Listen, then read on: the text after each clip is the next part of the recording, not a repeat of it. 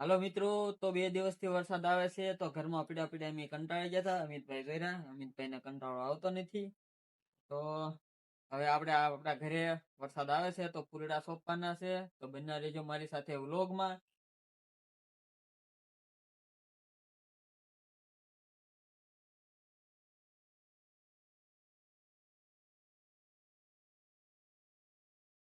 તો આપણે ફૂલડા સોંપવા માટે કેરો બનાવવાનો છે. તો એમાંથી પાણી વયું ન જાય. તો 2 દિવસથી ઘરે હતા એટલે અમને આવતો હતો કંટાળો, એટલે અમે હવે આવું કરવી છે. તો જવા ડુંગળી જેવા ફૂલ ઝાડ લાવ્યો છું, અને એને કેવા ફૂલ આવે એ હું તમને બતાવું.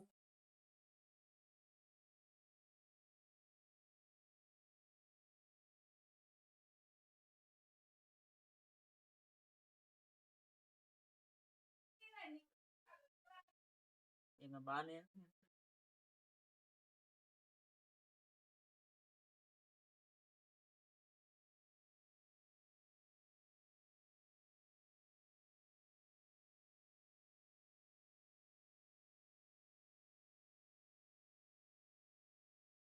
આપણે ફૂલઝાડ માટે ખામણું બનાવવાનું છે. તો એના માટે ધૂળ નાખ્યો, આપણે પુરાણ કરવું પડશે.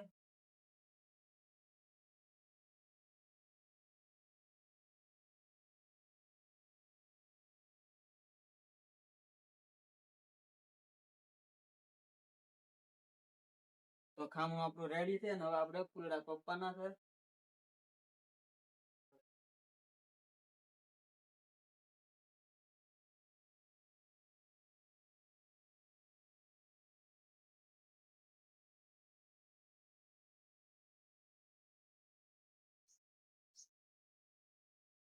આ કયા ફૂલ છે તમે ઓળખો તો કમેન્ટ કરજો.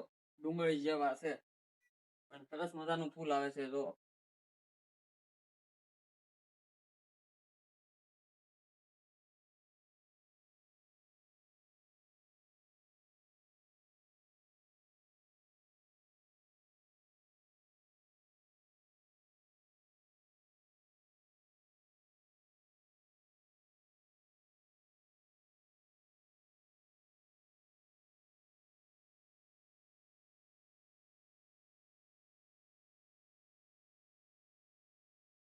અમારે ચોમાસામાં દર વર્ષે આ ફૂલ ઉગે એની હાથે.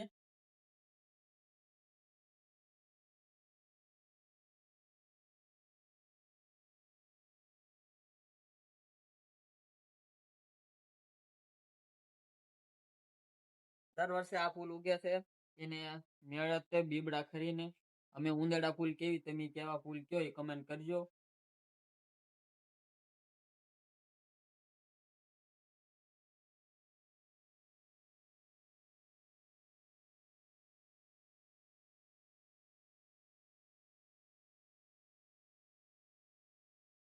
ચોમાસું આવે એટલે અમે દર વર્ષે બગીચો બનાવીએ,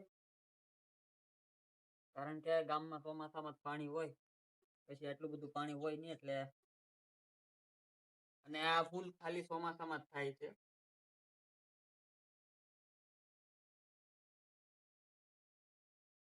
તો સરસ મજાના ફૂલડા સોંપી દીધા છે, અને આ ફૂલડા પણ સોંપ્યા છે. ચોમાસું આવે એટલે દર વર્ષે ફળિયામાં બધે ફૂલડા થઈ જાય. હજી નાના છે, જ્યારે ફૂલડા આવે ત્યારે આપણે બીજો વિડીયો મૂકશું. તો એલોવેરા અને ગુલાબડી પણ સરસ મજાની થઈ ગઈ છે. તો એલોવેરા અને ગુલાબડી પણ સરસ મજાની થઈ ગઈ છે, અને બધે ફૂલ સોંપી દીધા છે. તો આ ફૂલ તો કેટલા મસ્તીના છે. નાળિયેરી પણ લીલીછમ થઈ ગઈ છે, અને બધે ફૂલ સોંપી દીધા છે. 2 દિવસથી ઘરમાં પડ્યા હતા એટલે કંટાળો આવતો હતો, તો થોડીક ધડ કરી નાખી છે. અને હવે જે ફૂલ સોંપ્યા છે એને જ્યારે ફૂલ આવશે ત્યારે આપણે બીજો વિડીયો નાખશું. તો બન્યા રહેજો વ્લોગમાં. હવે જવાનું છે રખડવા માટે. તો સુમિત ગાડી લઈને તૈયાર થઈ ગયો છે, અને હવે અમારે બેને જવાનું છે રખડવા માટે નેરે. તો નેરમાં કેટલું પાણી આવ્યું એ જોવાનું છે. તો બન્યા રહેજો વ્લોગમાં.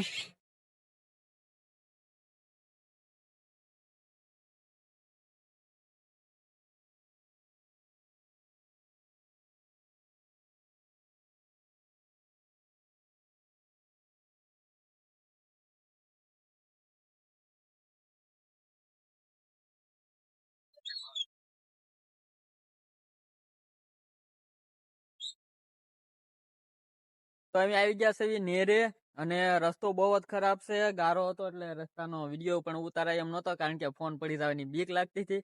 અને નહેરમાં કેટલું પાણી છે તમને દેખાડ દઉં. તો આ બધું વરસાદનું પાણી જે નેરામાંથી ભેગું થઈને તેને આવે છે.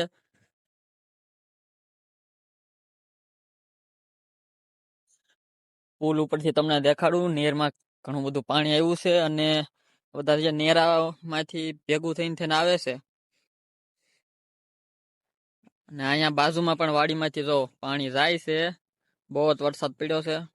આ બધું થોડી વારમાં તમને નેરું બતાવવું, એ નેરામાં પાણી જાય છે.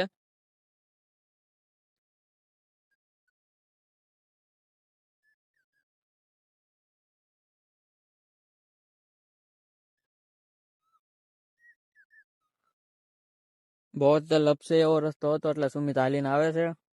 અને તો નેરમાં ઘણું બધું પાણી જાય છે, વહેતું પાણી છે. કમસે કમ 4 થી 5 ફૂટ પાણી આવે છે, કારણ કે 2 દિવસથી સતત વરસાદ પડે છે. 2.5 થી 3 ઇંચ વરસાદ પડ્યો છે ભાવનગરમાં. તો અમે આવી ગયા છીએ વાડીએ દૂધ લેવા, અને હવે સંપલા કાઢવા પડશે, કારણ કે વરસાદમાં વાડીમાંથી હાલીને જવાનું છે. તો સુમિત સંપલા કાઢી નાખ, અને હવે અમે વાડીમાંથી જઈશું એટલે ગારા વાળા થાહે. તો આ છે અમારી વાડી, લીલી સામ સોયાબીન ને ઝાર વાવેલું છે, અને મોટું મોટું થઈ ગયું. અને હું સુમિત વાડી વચમાં આવી છે, ગારો ખૂમતા ખૂમતા.